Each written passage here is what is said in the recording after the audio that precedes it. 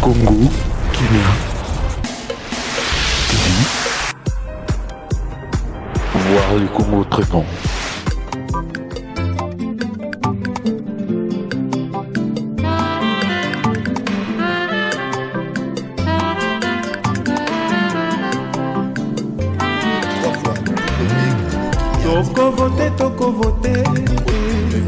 Toko vote mwana mboka wa Mulumba Etienne moto alingi peuple pe alingi Etienne ye moto ayebi pasi ya Congolais moninga ya peuple congolais apona kongela Congo Etienne Tshisekedi wa Mulumba président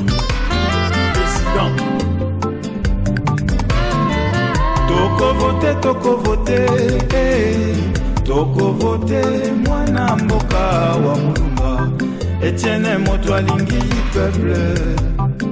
peuple pe alingi Etienne ye moto ayebi pasi ya Congolais moninga ya peuple congolais apona kongela Congo Etienne Tshisekedi wa Mulumba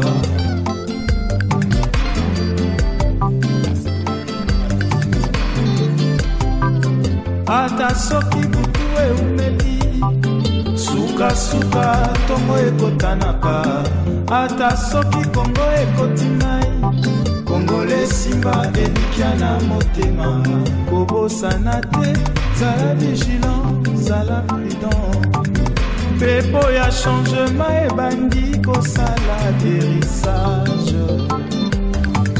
mpona Congo ya sika pour l'avenir de nos enfants, pour l'état des droits et l'autorité de l'État, pour l'intégrité à Congo contre la balkanisation, côté les missions économie, santé, éducation, pour l'unité au travers de l'amour, président wa Mulumba.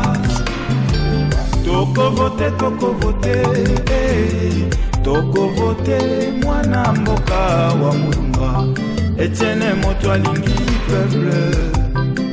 peuple pe alingi Etienne ye moto ayebi pasi ya Congolais moninga ya peuple congolais apona kongela Congo Etienne Tshisekedi wa Mulumba.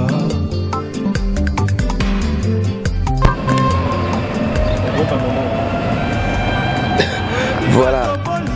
3 www.congokimiatv.com ndenge na yebisaka bino musala ezo benga biso donc le travail nous appelle eza na ndenge kwanga te na ndenge facilité parce que balobi okolia na kwanga na yo okolia na motuki na ye eske basiti wana misusu esi balia ngana liaka ezolia makitoko papa na Obama Sami Samuele sponsor légal Venanga José da Costa sponsor légal Vita Kaluji sponsor légal donc au rester branché toujours que nous rejoignons ba combattant le dos sur la mamboka ezalaka makambo te ko musique te dos sur la politique mamboka ndenge nini Etienne Tshisekedi akiti ndenge nini ba combattant pe bakiti basali bango eloko te aéroport ekomi nango passoire aéroport ekomi nango corrompu ba photo bachaka ya ba combattant balongoli yango est-ce que Félix Mbaya akokita na ye est-ce que Gisèle jusqu'au bout grand combattant akokita na ye eloko nini ezangi mpe boketio ya mope lelo na mabele Marga lobi kombe sili tokoyoka ngo na kati kuna na ba combattant en tout cas vous restez branché na 3www.congokimiatv.com Carlos Ngoi na Londres okosepela Sami Samuele papa na Obama okosepela José da Costa Vienanga José da Costa okosepela Karine Osenza okosepela et puis na poste ni bete Willy Photo TV5 okosepela mingi état major ya Paris bokosepela bale za nango bien to pika radio ya piko na ngwende na biso Jibile Prosper Dinza okosepela et puis to benga pe atuba kubenga émission ndenge kulegela après ba oyo na kwa kite oyebela kaka ke mbala sima yebela vision poto pour sa boule otie libaya totie nabwaki yo te solola mbala nsima ozwa libanga na yo gazi manatan cheki kokota na kombo ya sika tosala bino ya malamu na mabe moto na moto abongisa tosimba na biso nyonso nsima ya Tshisekedi mpona kokota na kombo ya bolingo kombo ya sika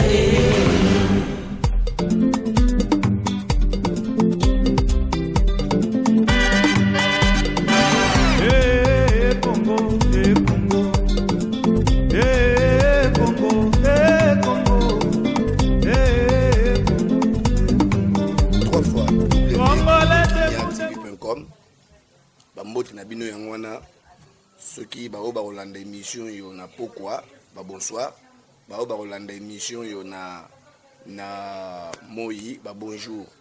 Alors lelo toye awawa eza sérieux toyambi quand même mutu moko oyo babengaka les grands combattants, les grands résistants, les grands tout na kati ya mboka ya Switzerland, précisément na Genève. Tout à l'heure, tu as balancé, caméraman a balancé, mais pour le moment, nous avons staff, nous avons vite fait des collaborateurs, nous avons Kishasa, Youssouf Snapper, nous avons pété, calculatrice Kimana. Donc, yo, et puis Mingi, Papa na Obama, Sami Samuele, Bambote pe Yangwana, V. José Dacosta. Bambote no yangwana ba question na bino botindaki na poser na kobosa na tina kopoza ngo 3 fois W Congo Kimia ezana pona osagarati oye makambo religieux tozali musique tozali politique tozali bale tozali to isaka bino musale ko kende chintonga na ndenga mokete kombata zawana cameraman s'il vous plaît balance les images pour na tozoyer moko les grands combattants auto bengaka Justin jusqu'au bout na c'est pas boza bosi boningani bobiye mtabeta ngwanda mbata mais tu pour na ngote lelo to balancer ba image cameraman tolika. Bonjour papa. Bonjour Manhattan, merci. Merci lelo za ko silikate na silika vraiment pam batte son na silika c'est que besoin zali na longa na linette pour na respect na yo donc dans Zaliawa sur l'invitation na bino Congo Kimia site abolit site munene site vraiment esali que non bon voilà mambo Congo makambo combat et vraiment surtout suivi dans monde et dans monde entier, donc grâce à bino moko et puis voilà un grand merci vraiment. Merci beaucoup papa, je sais jusqu'au bout lelo vraiment toye na 4-5 questions ndenge ezalaka oyo peuple ezokotuna yo zali grand combattant ya mboka oyo tokomi na niveau nini na masolo ya Congo? Merci pour la question. Juste une petite rectification. Nazali grand, Nazali ma petit.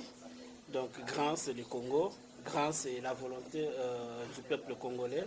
Donc quant à moi Nazali un simple instrument communauté nabiso bazo utiliser à un niveau à Suisse pour faire valoir, pour faire défendre enfin les droits humains où ils allaient bafouer dans le Congo. Donc rapidement pour répondre à la question d'ailleurs, donc Congo va très mal, combat toujours continue toujours. Pourquoi toujours continuer? Parce que tout s'engage non pas pour un petit moment. Engagement c'était juste Tinasuka, donc jusqu'au bout. Donc tant que notre déraciner d'abord le mal où ils sont en Congo, tant que notre déraciner système où ils sont en place, donc pour Nabiso, toujours continuer toujours. Vous continuez toujours. Dans mon état on a lobby aux alliés grands neti et bangisi c'est une responsabilité.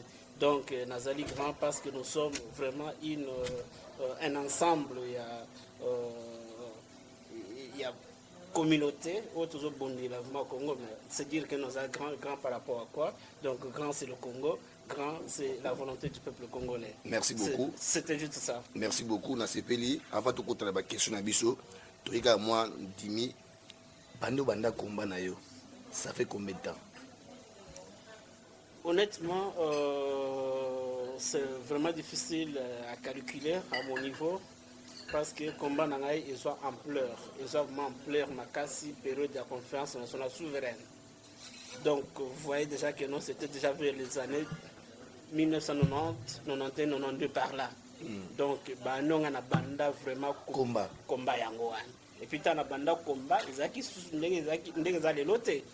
Donc tant bis to banda combat na Zaïre, to ando bungisa bangwanda oyo, to ando bungisa ba Mobutu, to s'affronter na bango vraiment boy. Vous comprenez? Donc combat pour nangai c'est quelque chose on a na lata on accepte vraiment banda vraiment bon moi nangai depuis système ezaki ya dictature ya Mobutu. Donc maman na dictature bino vivant hauteur entre guillemets quand je dis bino c'est-à-dire que non vous n'avez pas connu la dictature de Mobutu par rapport à Motunete nani Kanambe hein Kanambe Kabila tout ça mais c'est juste pour dire que non bon voilà combat na banda na potote na banda na Congo et surtout que non na soit rage ya bundi la Congo ya bunda pour na Congo pour na bien-être ya congolais à partir ya massacre à chrétien. Voilà, le 16 février, c'est une date où les Congolais vont s'anater. Donc, brièvement, c'est ça. Donc, on décide que non, bon, voilà, il fallait quand même que tu aies ma base mobile. Donc, le combat, ils ont moins fort, mais comme une structure, mais tant que on a ville morte, bah marche, il y a des étudiants, quand on a puné, on a limité, donc c'était pas vraiment ici la photo. Donc, voilà, je ne suis pas parasite, la carte combat, je ne suis pas vraiment un parasite, na idée à Kubundi le Congo. Donc toute ma vie, je me suis toujours battu pour bien être congolais, je me suis toujours battu contre le mal. Voilà. Donc si vous comprendre, aujourd'hui Bundana pour pouvoir remplacer, aujourd'hui pour mal. Pour l'instauration, il y a état de droit dans le Congo. Depuis que le Congo est Congo, depuis que non le Zaïre, le Congo était Zaïre, le Congo n'a jamais vraiment connu. La population congolaise n'a jamais bénéficié bah droit humain. Donc voilà. Donc ce qui est le président was en place à Longwe atikili naé président oya kokota pour na yo combat et s'il nango. C'est possible pourquoi cela a été yo combat s'il a raté. Et s'il a raté, possible vraiment yo combat s'il a raté. Et possible le jour na que bon voilà population congolaise va se retrouver. Peuple congolais bah comme il peut quand même pour bénéficier de soins de santé, bana bakumi kotanga, viol ya basi na mibali na bana. Ici na Congo, donc ba étudiants bazu pe ba droit na bango. Donc voilà au moins les causes, les raisons fondées. Yo combat noza yangwana. Yangwana. D'accord. Donc ti ba no baraki yo la problème na ngwanda za la ngote. Ngwanda c'est vraiment un individu donc que j'ai toujours voulu affronter vraiment comme ça un jour parce que c'est quelqu'un qui a contribuer à ce que le Congo était comme il est le beau. Vous comprenez? Parce que Bangwanda d'abord c'était le mal en personne à l'époque de Mobutu. Et puis même le combat n'a pas moins retard. Pourquoi? Parce que Mobutu Ngwanda a freiné le combat dans la diaspora Makasi. Donc voilà, j'ai un problème vraiment mais j'ai un problème de méthode, très mauvaise méthode. D'accord. Merci beaucoup. Nassir, peuple congolais, Bogoloba a commis au changer maloba, mais il y a des combattants pour na pouvoir mais pour na makambo yo, ezali na mboka, chômage, assurance, kodame, nyon surtout congolais se retrouver té. Voilà combat na yangwana. Ce qui ngwanda monani a na besoin bakutana basolola pour na masolo nyon surtout ba claircir rango. Kokoma ya kokita ya Tshisekedi na Congo en plein nango wana et ça liondeni pour yango bonde ozelati. Bah écoute monsieur journaliste kokita ya Tshisekedi na kin pona ngai ezali eloko asikate c'est vraiment l'incarnation de l'espoir. Tshisekedi ça icône pour na Congo. Tshisekedi azali espoir pour na mboka wana. Donc ici ka bato ba tchaka mitem za kakare pa na ye. Ya bundaka na ye kaka. Banda Mobutu azala. Abundana ye kaka banda Mobutu azala abunda na ba Mobutu abunda contre ba Mobutu abunda contre ba Ngwanda contre ba Kabila le père contre le système contre le mal. D'accord. Donc au Kitane na Kisasa effectivement que non les lots quand même cette fois-ci le 27 na le 31 juillet a sali exploit makasi. Donc a frappé vraiment au-delà. Il y a ba frappe à beta bandaka a beta kaka ningwana normalement datala ki vidéo mo boye ba lobi ye a bandaka nego bunda bien mais akoma na sukate na suko kwa muna bu déception na 2011 tu sais il y a la population qui n'ont aucun jusqu'au bout. Donc non vraiment ba frappe na été. Donc cette fois-ci mon cher ami je crois que non na sala nos vidéos moko ti le longtemps na la vidéo na et ça nga moi kobanga mo ya moi muke parce que je t'avais promis que non na 2016 voilà. On a décembre 2016 donc c'est dire na le babo ce qui Kabila Keïté okufa na décembre na odaye okufa na yo bandele ngo susu bandele un peu de sous lelo. Donc pourquoi? Parce que j'ai confiance okufa na sens ni bakokanga singa bakobeto masasi nakokufa yo pe okufa mututo akufa te mais ya yo ezala ndingi nini po yo moko komikufa na okufa mais ba méthode po ezape kokufa spirituel otiki na yo komba ezape kokufa pe no dayo otiki bana yo linga mingi to ça no émission par rapport à ce sujet là po balobi kokufa yo moko lobi kokufa parce que azokende au CP là décembre Noël na bonne année au fêter bien mais ça y est mais ngai na sengeli peuple congolais bo pardonner papa tanga zolo ba kokufa ezali spirituel donc akotikani bakomba vai nenye ndenge bokecho ya yambo alobi komba esili me kokamwa bino bozo continuer kaka komba na to comme na CG wana te kokita ya chichi ezalaka baliwa ba mort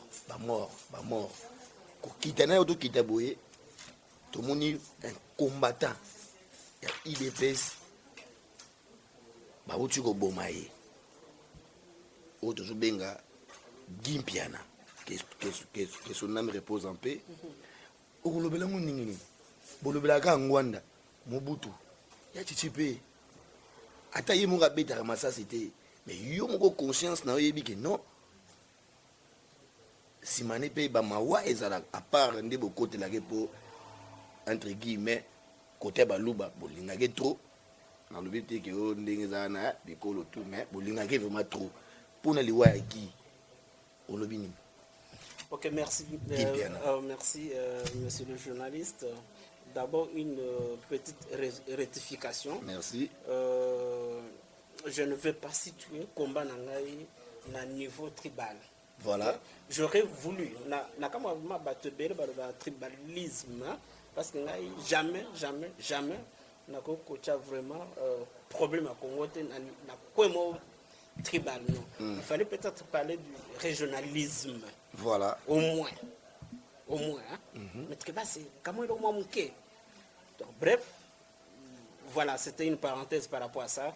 Donc, Azala Moulouba, Azala, je ne sais pas, mon Congo, je ne sais pas, c'est vraiment pas mon problème, ce n'est pas ça le Congo. D'accord? Le Congo, c'est l'unité. Yo, Zali, Ano, Kumisa Chichi. Donc, vous avez Moulouba, Kamame, Nabiso, Azali, Kunana, Sima, pareil. Akumisa Chichi, Moulouba, Pété, mais si je ne me trompe pas. Donc, voilà, moi, donc, c'est ça, c'est vraiment un faux débat. Vous fâchez? Donc, non, pas du tout. Pourquoi on a fâché? Donc, juste pour répondre à la question que nous avons Chichi, d'abord je compatis na combo, je regarde vraiment la caméra pour dire que nous avons combo la communauté congolaise Moumbaya Suisse, pour compatir vraiment et pour transmettre ma condolence à la famille et à notre regretté Piana, que son âme repose vraiment en paix, voilà.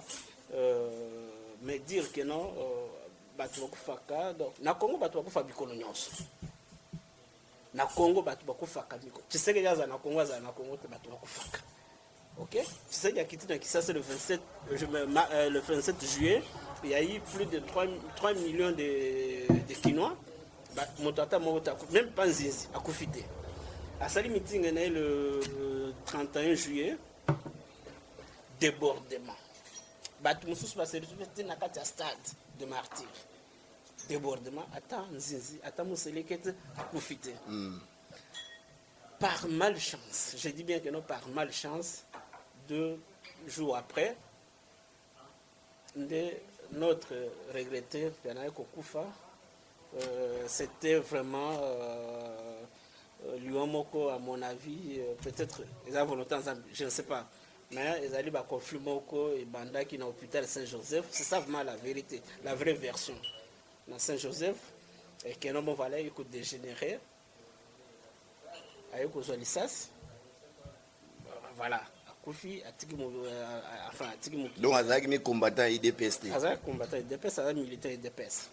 Azak militant IDPS, mais à se retrouver au mauvais moment,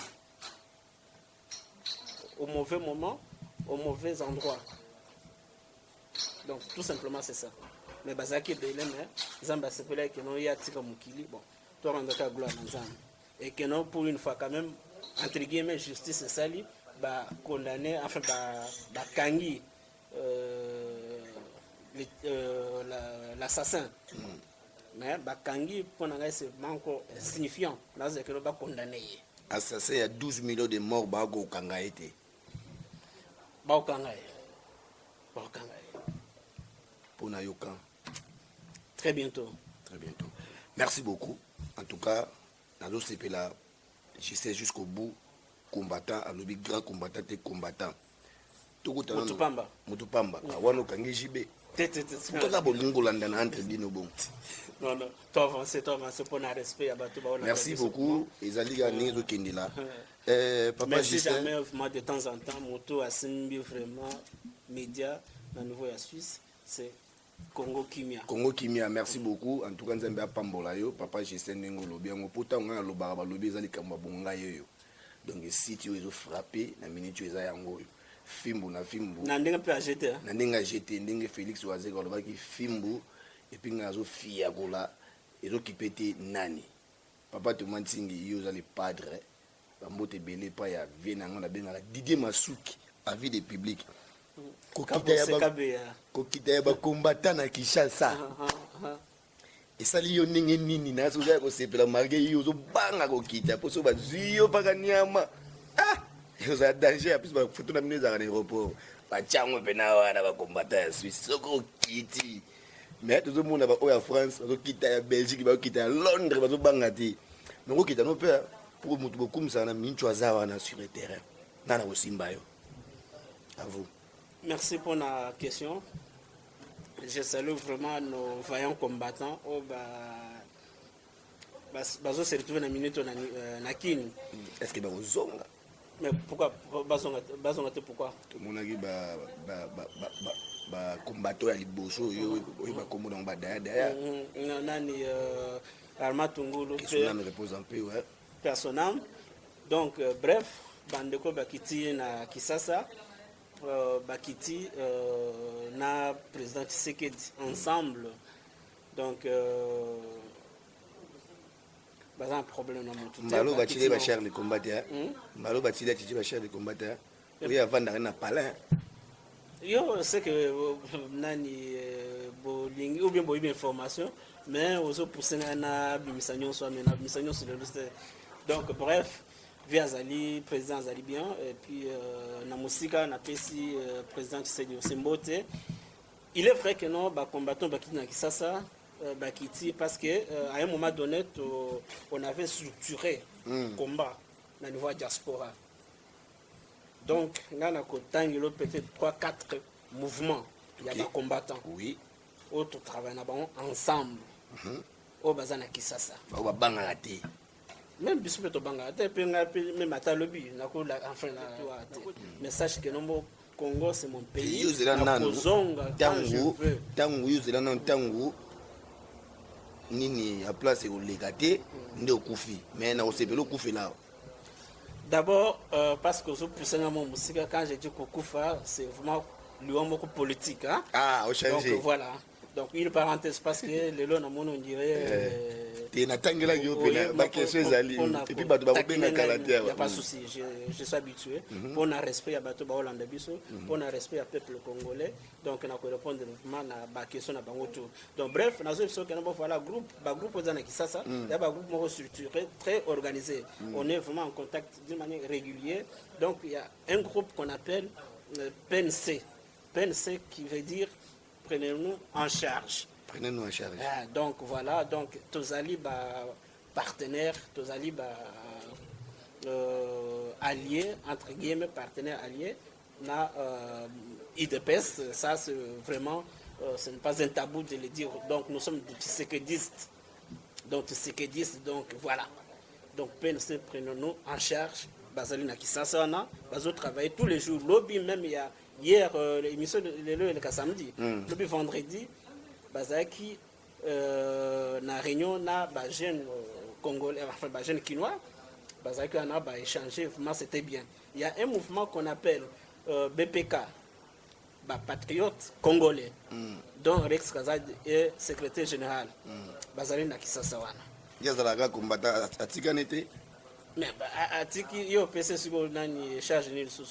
Il y a des combattants militants comme moi, comme toi, comme tout le monde. Donc, Atiki pourquoi? Guerre, c'est Bitumba c'est Nango. Normalement, Bitumba c'est le leader Babino Bokecho. Ah, Bitumba c'est non, s'il te plaît, ton côté na bajan na tena pesi Bokecho si Gazalimbo. Mais alobaki Bitumba c'est Sili Batu. Mais Azali leader ya mouvement na Bango. Ya binoter. Mouvement na Bango, c'est quoi encore Peuple Mokonzi, na pesi ba Mbambote sika bazali sont nos amis partenaires na kati ya combat oyo. Donc m'a dire que nous avons Mokonzi ya combat, non, ça c'est vraiment pour déconner voilà. Non, on a la liberté. Merci voilà. Beaucoup qui liberté, Bokecho. Check. Donc voilà, mais à part on attend il PNC na BPK, il y a aussi CMDC. Oyo bisala surtout officiel à Genève le 26 septembre 2015. CMDC, vous avez un bien battu? Non. CMDC, c'est-à-dire, il y a même des alliés, c'est quoi le MLC. Voilà, CMDC, c'est-à-dire Conseil mondial de la diaspora congolaise. La Suisse. En fait, là, mondial. Mais la Suisse, ils ont Félix, ils ont Kabosé, ils ont Stani Kabouya, ils ont. Donc voilà, membre, il y a CMDC. Ah, on a Suisse. On a une liste, donc émission aussi là. Donc c'est pas ça le but. Groupe où ils na Kisasa wana. D'accord. Balungu poto, kiti na Kisasa. Il y a Suisse, moko taki. Non, mon côté azali kuna. Mon côté. Pour l'instant. Pour l'instant. Mais peut-être lobby na kokita. Et yon andimité. Bon, qui vivra verra. Merci. Alors, merci beaucoup. Ndenge tolobaka tozonana kaka bambote belé pa ya combattant mususu faza na biso azate ndeko na biso JC jusqu'au bout papa Félix Mbaye bambote no yangwana et puis na saluer Kabosé na retard moya côté zate mais c'est Kabosé abope koya na ye biso to yambaka na biso aye a passer 2-3 questions justement ezali na batu bazo tinda ba message nazo benga ndeko moko ya mwasi ye azalaki na ba question mibale ya poser papa comme ça yo moko okoka répondre ye moko ayoka na matoi na yo et puis boko discuter ndenge zalaka kaka nazo passer appel na ndeko mwasi ye moko akoka kosola na yo en direct. Oh là là. Congo Kimia ça bino tembe trop d'avance hein trop d'avance tembesili. Allô? Oui, bonjour maman. Comment ça va? Bien, et vous? Voilà, ça va. Golo moi makasi parce que awa tozalina combattant ya Switzerland oyo akangi mboko oyo azobundila pona mboka ezala libéré. Babengaka ye combattant Justin jusqu'au bout. Alors, toza en direct na plateau micro ya yo ba question ya yo azoko yoka yo. À vous. Bonjour, merci de me donner la parole. J'ai juste une question à vous poser. J'ai suivi le discours d'Étienne Tshisekedi du 31 juillet 2016. Le discours n'a à lobby que ce qui CNI à Bengisi Bakor électoral T le 19 septembre 2016. Je pense que c'est bien le 19 septembre. Et là, qui sait que Kabila a sali acte de haute trahison. Mais comment Kabila a connu ça acte de haute trahison puisque Aza Congolais T. Donc, il y a la haute trahison T. Et Zandé occupation, pourquoi est-ce que, ma question est là vraiment, pourquoi est-ce que Tshisekedi ne dit pas ouvertement au peuple que Congo est allé occupé sous occupation rwando-ougandaise? Pourquoi est-ce que l'UDPS ne dit jamais ce discours-là? À vous, papa. Ok, merci maman. Bien que au Pessingana nous combo na yote, mais Naza déjà très très séduit na question na yo. Par rapport il y a discours il y a présent et tu sais il y a le 31 juillet. Donc et là si Kabila au Abengi que nous allés préavis après délai le 19 septembre. C'est juste na kati ya respect. Il y a constitution, il y a Congo. Donc, au Monique, non, maman, tu allais battre, tu allais battre Nyamate, tu allais battre, il faut quand même, tu allais régir le règlement Mokoboye. Donc, pour le Congo actuel, nous sommes régis par notre fameuse constitution. Donc, constitution, et vraiment, que tout le monde peut violer. Ils ont déjà une constitution, ils ont déjà dépiécé dans des mois moukété. Donc moi crédibilité au toko ko accorder na constitution na biso tu sais jazali na akoko linga vraiment te que non comme na niveau ya que non alo barabatu te que non voilà Congo ezali occupé et que non bon voilà du coup il faut que non bon voilà na place à accorder des nani préavis na Kabila. Mais la Constitution, il y a bien l'article 64. Qu'est-ce que dit cet article? Maintenant, ok, vas-y, allez-y, madame. Mais l'article 64, si on le lit bien en résumant, ça veut dire quoi? Que peuple, il faut à se détourner contre ces gens-là. Donc, ils ont occupation. Peuple a causé la tête, la élection et tout le reste. Et ça là, nulle part dans l'histoire. On a vu que ceux qui peuple Moraza occupé, là-bas, ça l'élection n'a pas occupant. On a vu ça nulle part au monde. Bis ce que les Congolais, on veut le faire. On fait n'importe quoi dans Mboka Nabiso. C'est comme lorsqu'il y avait les 4 vice-présidents. Dans quel pays au monde on a vu des 4 vice-présidents? Il n'y a qu'au Congo qu'on a vu ça. C'est Kabiso, nous on ne comprend rien. Donc, c'est ça normalité. Le peuple doit se soulever. Tshisekedi dit la seule chose à faire. Alors, ben, un peuple que nous sommes sous occupation rwandaise, Moutou Azan, Nicolas Mboka Azan rwandais, de toute façon tout le monde le sait. Mais tout ça c'est le discours naïe. Parce que le peuple Azan a besoin d'un leader. Il ne peut pas se prendre en charge lui-même. Ceux qui leader à le peuple va attendre. C'est ça le problème. Et là, il y a le but que notre président nous d'abord le 19 septembre dépasser cette date. Donc, nous allons considérer le Congo comme quelqu'un qui ne respecte absolument aucune loi. Donc, mais depuis, il n'a jamais respecté aucune loi puisqu'Aza Congolais était. Au monité qu'Aza se contredire, tu sais qu'il dit Moko? Non, il ne se contredit pas. Il se contredit pas. Kabila Aza Congolais, il ne respecte aucune loi. Non, au moni na moi, ndento solo no bona sala moi parcours ya moi muke ya droit. Madame. Donc oui. Na moi ndambo ya droit na sala ezo la que non bon voilà. Kabila. Ça c'est selon moi connaissance au ngana zanango. Kabila comment déjà légal na Congo, sur le sol congolais. De quelle manière puisqu'Azala jamais congolais, comment légal comment? Mais là c'est ce moment. Comment il est légal sur le sol congolais na 2006. Je dis bien que non sur le plan constitutionnel. Pourquoi? Parce que ne fallait pas accepter que non avec moi origine na etoyebi que non en 2006 tu acceptais que non qu'il n'a pas gagné une élection du fait que non on avait validé que non Aza candidat c'était déjà un très mauvais départ. Pourquoi? Parce que d'après la constitution il y a Zaïre on a ébi très bien constitution nous dit que non voilà un étranger ceux qui Aza armé a coquille jamais que les capostes chef d'état-major. Ceux qui ont une administration, qui jamais les cas chef du bureau.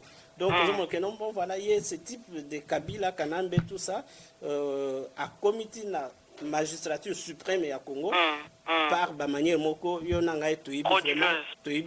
vraiment en 2001. Et que non, tu m'as accompagné, tu se trouvé dans le plan moko, il y a 1+4. Déjà, et bandaki déjà coupé sa Congo, c'est là moko, il y a bien été. Tant que en 2006, il fallait vraiment casser. C'était vraiment là. Et si les Congolais, les juristes congolais, les bibliothèques congolaises, il fallait que nous baboye makambouana. Du fait que nous valider qu'il y a une élection à tricher, à s'imposer pour na loi aux régir Congo lelo, à déjà légal. Donc les lois qui m'ont donné, tu sais que accepter que nous voilà, tout violer sous soutien parce que Constitution a déjà dépiécé dans des mots qui ont mouqueté. Donc, tout le 40 jours, le 19 septembre, donc, c'est juste pour dire que non, voilà, un peu plus loin dans le discours, tu sais, il y a dit que non, ceux qui ont commis le 19 septembre. Donc. Oyebi que Alobara déjà bon en 2011, lorsqu'il avait gagné les élections. Oui. Mais il n'a rien fait. À salarié l'oroté. À ce que alors, le peuple, prenez-vous en charge. À la fin, il a dit au peuple, prenez-vous en charge. Mais de quelle manière? Il n'a rien, il n'a pas précisé. Il fallait préserver se prendre en charge de quelle manière? A-t-il qu'un peuple bongo et puis Balbola la pongue va bébé? En 2016, en 2011, maman, tu sais, il y a le même discours rebelle, mais je regrette beaucoup que nos Congolais s'accrochent à nos mibalés, à nos voilà, que là, la pongue bébé, prenez-vous en charge. Mais quand elle avait dit que nos boys langaye vivant et ligoté, on a moutouma le bélangois, ça a été. Mais c'est ça. Mais c'est quoi? Il pas va pas ligoter. Non, papa moi tous années la diaspora, tata moi tous années la diaspora. Mais c'est là la cas. Mais papa non pour un respect maman a posé question et n'a pas besoin non tout ça bambrouillement donc maman ceux qui ont satisfait je peux te faire encore la liste il y a discours tu sais il y a en 2011 et puis azo continue ko lo bayango vraiment tous on a besoin koyoka discours à ça là ou bien azo ça toujours de la kaka allo bana peuple soulèvement populaire mais tous c'est la 40 jours ya musika te maman 40 jours merci beaucoup. Mais qu'est-ce qui lui a manqué pour faire ça? Il y avait eu plus de 2 millions de Congolais babimaki na capitale akokai ko sala ngo jour ya discours na du 31 juillet. Laurent Désiré Kabila, le mot d'ordre, ce qu'il fallait faire. Mais la popularité ils vont le suivre. Pourquoi il ne fait pas ça? Il n'est pas encore trop tard pour me faire. Voilà. Il n'est pas encore trop tard, mais tu sais qu'il est âgé. Il a quel âge? Il a un âge à retraite. Du jour au lendemain, je suis désolé, mais à Koipé, Kokoufa. Et s'il meurt avant? Je sais pas, mais juste qu'il peut mourir d'un jour à l'autre. C'est juste que nos mamans, ngai ndeto solo no boye, na habité na prié penza mais que nous ça grâce un jour na comme penage neta Tshisekedi. Moi ça me fait très mal le temps dans mon avant bachaka âge en cause. Quand vous remettez son âge en cause, des fois ça me fait très mal, on dirait que non à un moment donné peut-être parents na biso donc, mais pardon monsieur, mais ce côté les discours du 31 juillet, on voit bien à côté qu'il y a un souffleur. Est-ce qu'il y a vraiment en bonne santé? Pourquoi il y a un souffleur à côté de lui? Souffleur, maman n'a pas eu même dans le cinéma. Félix Mbaye, il n'a pas encore 50 ans. Mais des fois, dans la salle de cinéma, même Obama, même tout le monde, maman n'a pas que non, même Kabila, Kanamba, a souffleur. Donc voilà, donc ça c'est vraiment un faux problème. Voilà. Ok, mais Peut-être D'accord. J'avais beaucoup d'autres questions à poser, mais je pense que Boza Penatan Ming. Non, posez. Toujours joyeux, toujours bengol sous karaté. Maman resté branché na 3 fois W toujours Congo Kimia. Toujours bengayo karaté. Tout me va souffler moi mouké moi pose ça va bien. Toujours bengayo pour na monde ba question à papa Toki moi mouké. Donc tout tigapé maman mouké. Voilà. Merci à tout à l'heure maman. À tout à l'heure, restez branché. Merci. Voilà, ndenge to lobaka 3 fois W Congo Kimia TV.com. Ezana pona ma blague ite. Papa yaki ye mogote, aza pena ndeko na ye, o aza na sima ya caméra. Ndeka ya chichi bazalaka na souffleuse na ye na sima. Match na ngo bien, bo rester branché, to za pona polémique ite.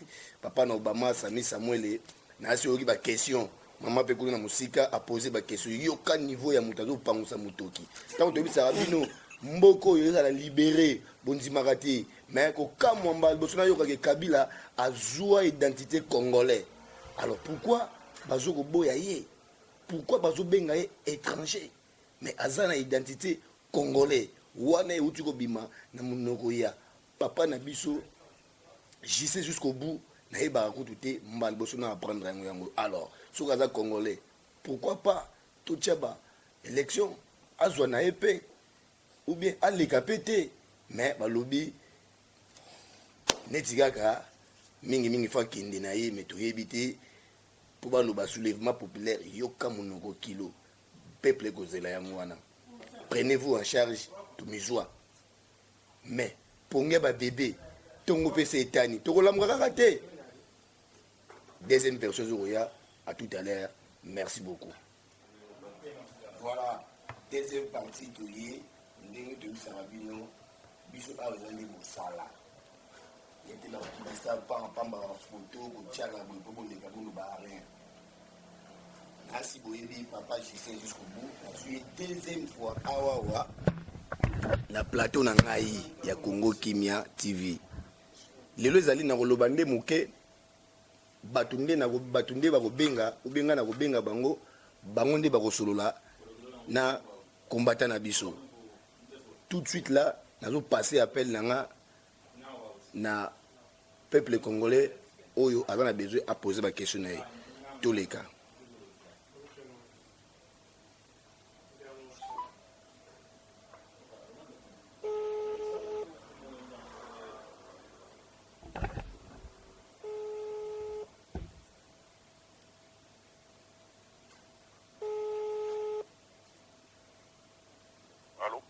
Oui, bonjour monsieur.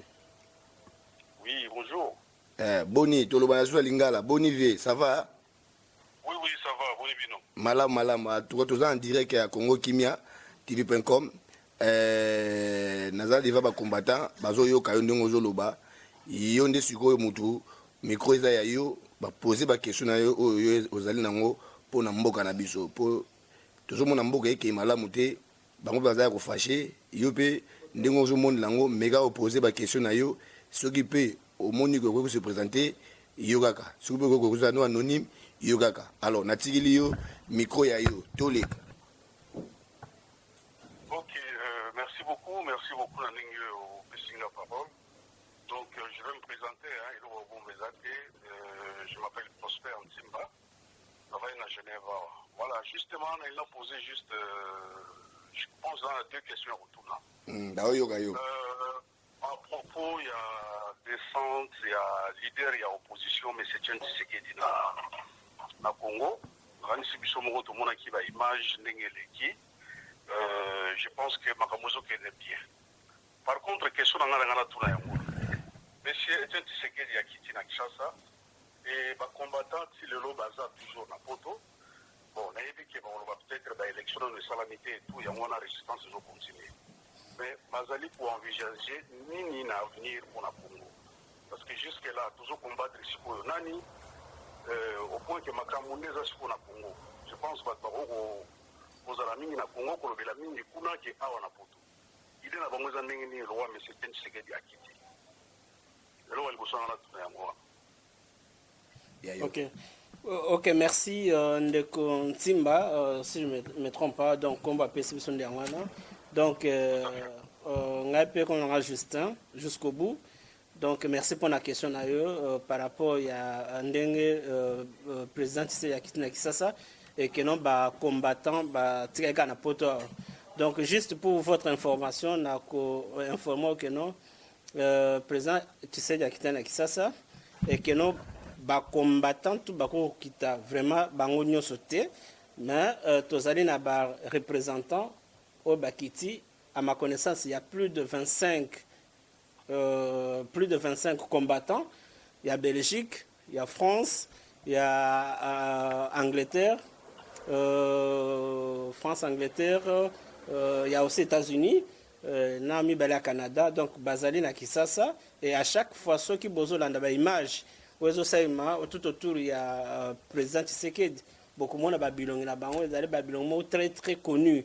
Donc parmi plus de 25 Bazali na Kisasa. Bazali, à ma connaissance, n'a plus de 3 ou 4 associations ou bien 4 mouvements.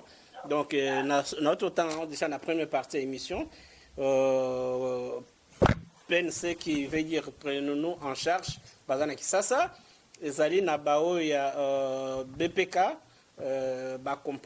compatriotes congolais, Bazali Kisasa, Zali, membre de la CMDC, Conseil mondial de la diaspora, Bazana Kin. Donc, merci pour la souci, pour l'inquiétude, pour la question surtout, mais pour l'information de Yeba Keno ba combattant, il y a diaspora, Bazali Nakin, et Keno Bazo travailler avec la structure Bazali Nakin, Bazo travailler avec les associations Bazana Kisasa, et puis na mingi na Bajen quinoise, Bajen quinois. N'habite ceux qui vous a satisfait jusque-là, la réponse n'a pas ici. Tous les gars, la deuxième. Ok, tout à fait. Oui, tout à fait. C'est juste pour Yokayo Nengolobi qui a déjà une partie à la combattant dans le Congo. Donc c'est rassurant. Par contre, dans la deuxième question, Oyo, moi je pense que la question est tout le monde nous douté. Ils ont noué na Tingonanga. Na Tingonanga Yeba. Comment ça se fait que l'opposition, les deux zones du dialogue, n'a M. Kabila.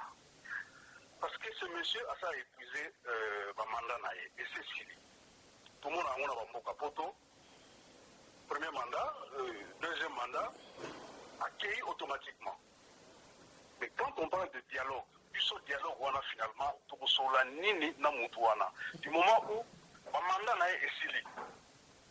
Sukoyo alingi to sola nini monsieur Tshisekedi andimi dialogue na ye pour sola nini Ok. Ils sont en ezaka tout sola na comprendre et but ya dialogue wana. D'accord. Azo répondre Sukoyo, pas de problème. Ok, papa. Merci papa Simba. Donc question nayo ezali vraiment pertinente. Au sukisi na question en disant que non Kabila a commis un souk à mandat, mais à l'acquis volontaire aucun d'été. Souci de Yangwana, souci à Makasi de Yangwana.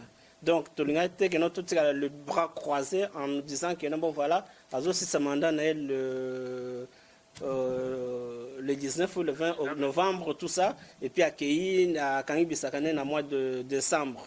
Ce qui n'est pas le cas, il n'a pas cette intention-là. Raison pour laquelle. Donc, but d'abord, il y a dialogue, ils que non. Pourquoi l'élection il y a 2006 et le cas qui bien était et que non Kabila s'est imposé à Tikala à diriger le Congo. Il y a 2011 même aussi a fraudé massivement. Donc même là Satanaïbi que non voilà Kabila c'est un fraudeur. Donc ce qui est vraiment déjà énorme. Donc à s'imposer à diriger Pemboka, Maboko.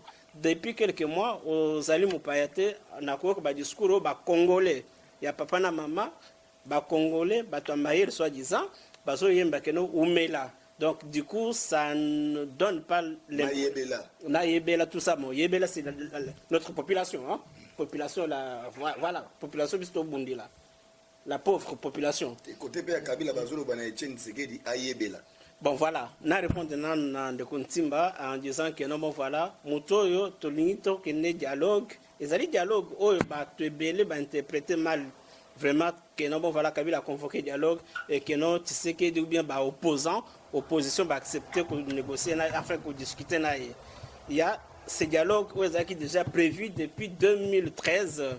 C'était déjà prévu comme ça, dans la résolution des Nations Unies, que non, bon, voilà, le Congo vu makambo ndenge ilikuwa na 2006 vu makambo ndenge ilikuwa na 2011 donc so totika mboka ko se détériorer mboka et ko sombre na kati ya chaos moko absolu donc c'est vraiment la résolution ya ONU où c'est là que nous voilà na liro makambo zo kende à un moment donné on va appeler le Congolais ya kufanda na bamesa ko discuter qu'est-ce qui n'a pas marché, pourquoi ça n'a pas marché, et qu'est-ce qu'on peut envisager pour que voilà, à venir au Congo, ils allaient quand même rassurer. C'était vraiment par rapport à ça. Donc, dire que non, dialogue, Ezali, à Kabila, Bazo, Kendene, Ponanini, tout ça, mandat nécessité. Donc, bref, au moins, il sur autant entendu ça, moi, sport, Ezali, qui n'ont pas eu, qui n'ont pas fallu au Bundi bien, ou bien au Bundi bien. Il faut que vraiment au bête vraiment mastona bobonene vraiment au bête tina suka tant au kwese makao wanende oganye mais tant que non akwina no kaote donc bitumbesi na te parce que akoko la moka akope ko bête banane tout ça bon voilà il y a eu tout ça non bref donc rassurez-vous ceux qui non dialogue et qui na ndenge obis toujours espérer dialogue et qui na ndenge moko voulu par la communauté internationale donc makambutu et le kabien et puis à venir puis à Congo aux ala bien. Donc voilà, merci. Zela na ligne, balingi ba répondre sur la question na yo posée, tu vas batu awa ndeko na biso papa au PC Combo au répondre ndeko Prosper Jubilé Timba yi azana besoin ba ndenge nini ba question à poser, moi réponse na yo za ndenge. Merci nga Combo nga Kabose Kabea. Par rapport merci papa Timba, question no eza bien. Et là qu'on a ngana bakisa par rapport à moi il faut ko yebake Tshisekedi de l'okazo sala soki asengi dialogue wana eza zone ngande ko pousser Kabila na berère parce que Kabila za prêt na mutu ya Kabila il faut totika ko yebango eza qu'il faut se maintenir par la force. Or biso tozana force premièrement force ya que toi attaquer mbala moko nango tozana minduki te tozana le côté en plus population chaque fois babenga bango bokita na terrain na 2011 salamaka yebisa bango que soki bayibi bino élection na bino il faut bosala par tous les moyens bino moko bozwa bokende ko récupérer pouvoir na bino mais population salaki en côté au moins to ko kolobake tout to monaki le 19 le 20 le 21 to monique makambo mo emeki ko changer donc yango tiseke dalingi ke bakende na ba négociation wana ko bayebi ke Kabila koboya yango ou Kabila akolinga ko respecter ngote à ce moment là pour na kotika la légalité pour na kosalela l'article 64 pour le moment bakoki ko pousser Kabila te babanda ndenge na yoka question mususu mama tunia lobike pourquoi pas kotinda population babima na nzela mbala moko basala non basala makambo ndenge na te tozana mboka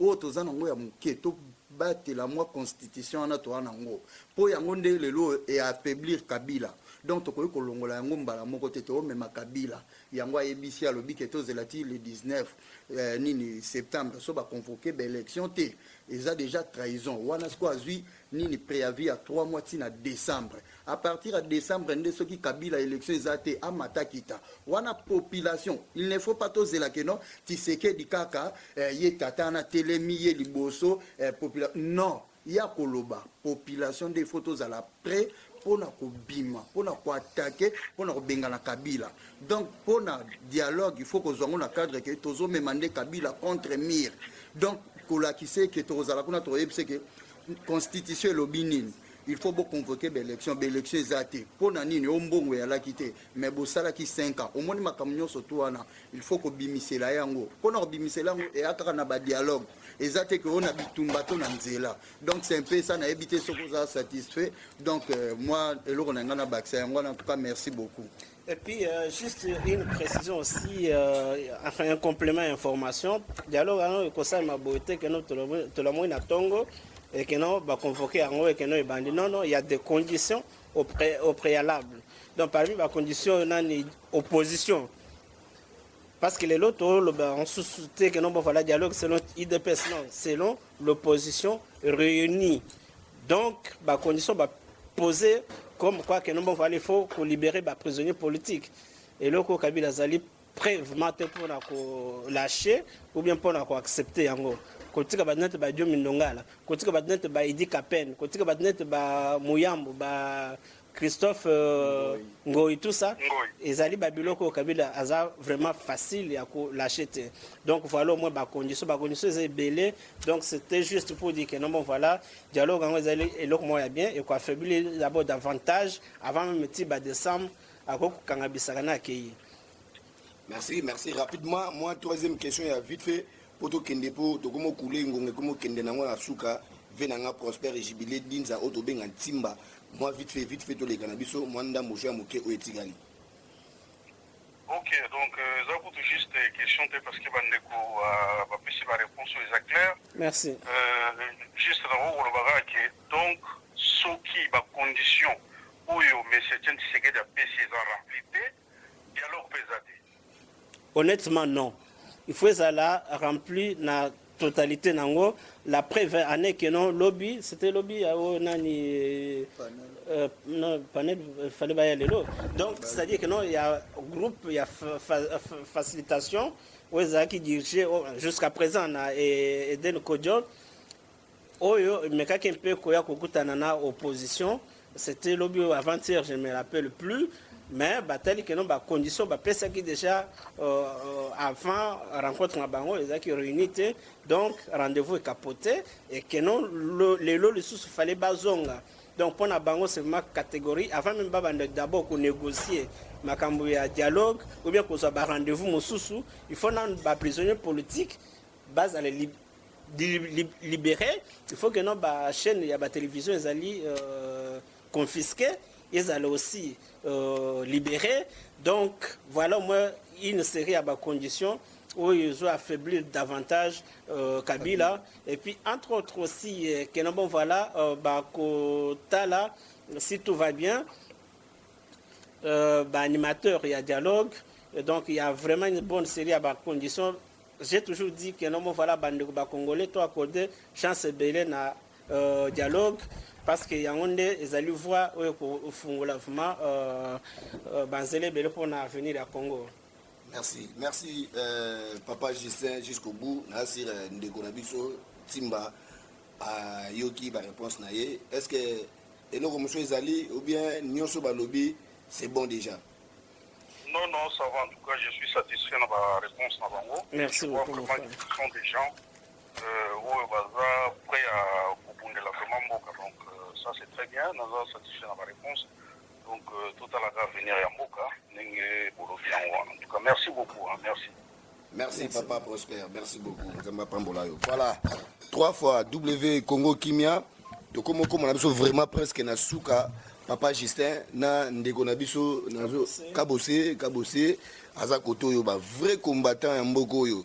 Marié Missou bazo le baraka combattant mais toujours mon bango te, ba marche et salama awawa. Surtout balancer ba image oyo ezalaki na TNP info ba beta 2 ans ya kotambola kaka ko zora bango te mona ba mama ba manifester na zone na hiver yo ka niveau ba onyokola bango mais ti lelo to comme na été ya chichi akiti est-ce que mbalo yo eko solo la ou bien eko solo la te to comme na suka deuxième version eko ya nango mais pour le moment tout tikali kaka na 5 minutes tout tikala papa micro na papa micro bakoka koloba oyo ezalaki na bango nanu balobi te mpona tokozwaka bango baza bakombata na biso ya mboka oyo télévision moko balekaka eza oyo ya Congo Kimia TV.com bongo bino kuna bongo bino kuna bokofongola bango mitema est-ce que bakoya pe boya ba question ko poser kaka bafeti kaka kobina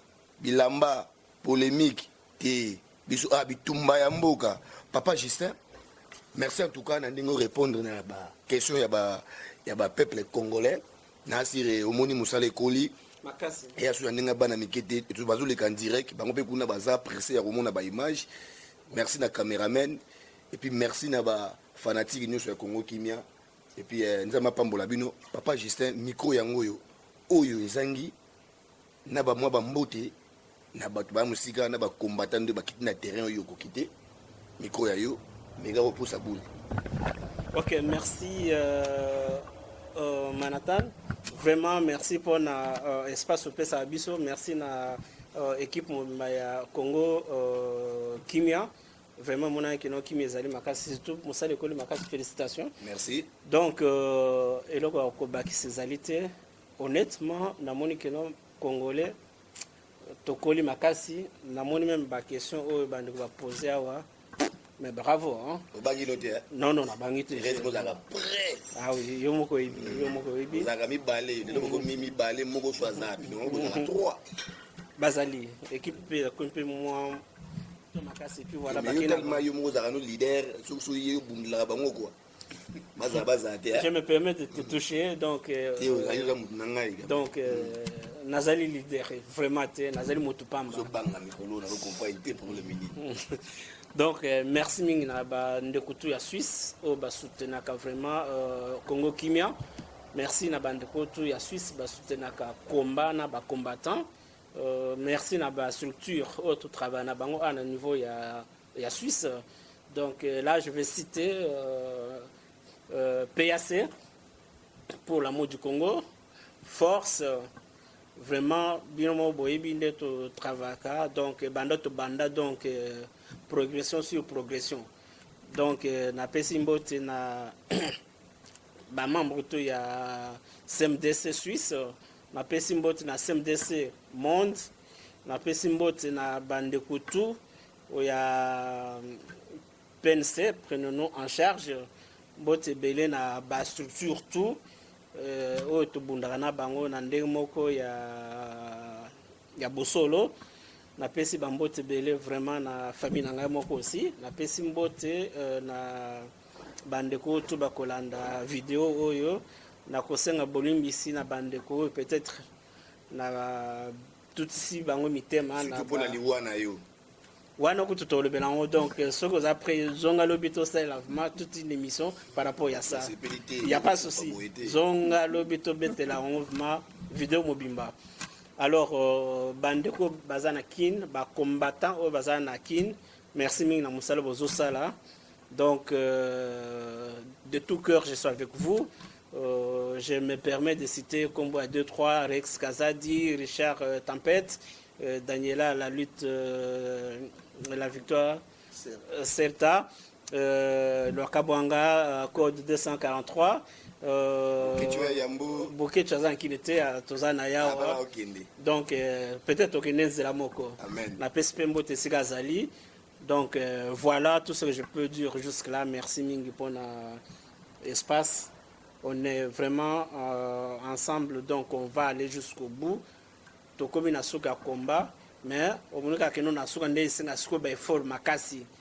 D'ici le 19 septembre, déjà to fongo le couloir ya priavi, to bando vérifier ce que mutana ando Canada bisaka na ou pas.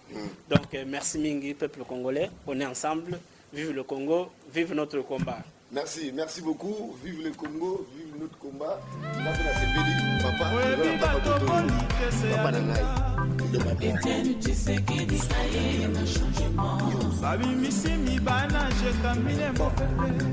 merci pour la question.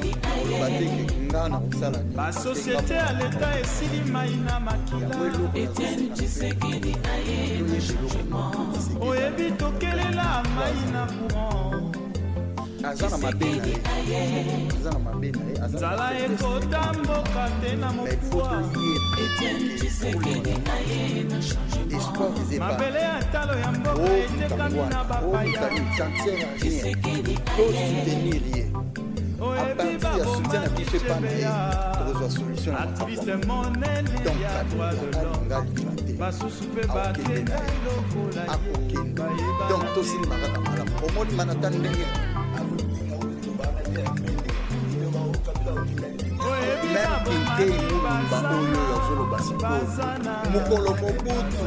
mokolo mobutu azokima tondimi yango baza na bana tozo respecte bango parce que juste là baza na mandat na bango ya moyindo wana baza na moto respecte donc à partir ya 19 bango ose pe ya soki kaka totosa wana nde baoyeba nde apelaka moto donc ndenge eza wana population tozala kale biso na biso bana ya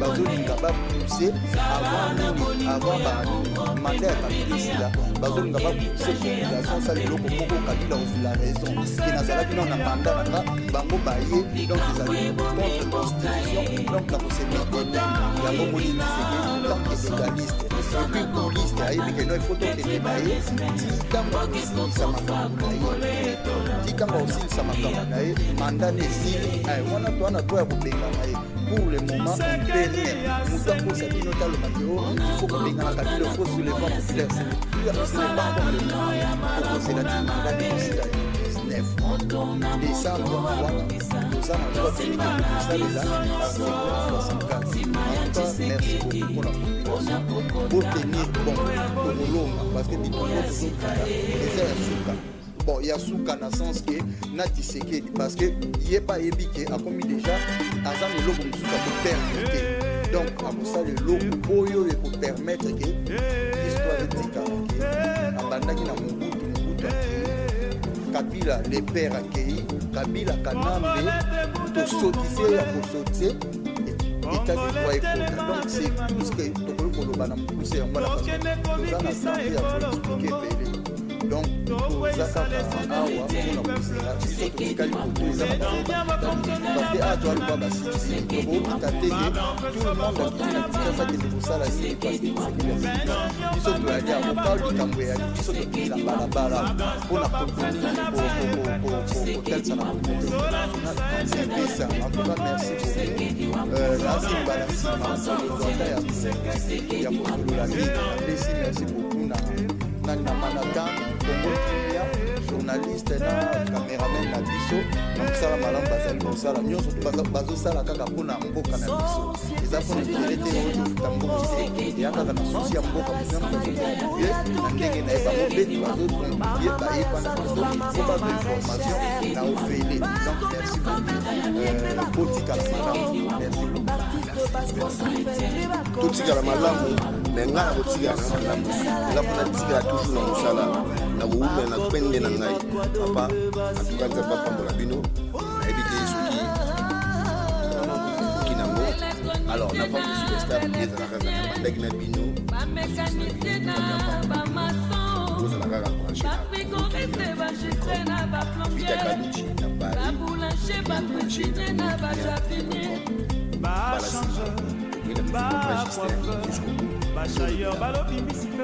Pourquoi Alina Koufa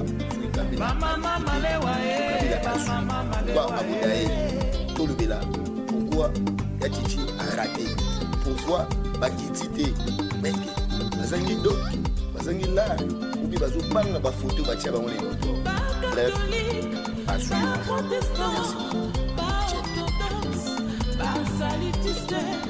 Congo, Kimia, TV. Voir le Congo autrement.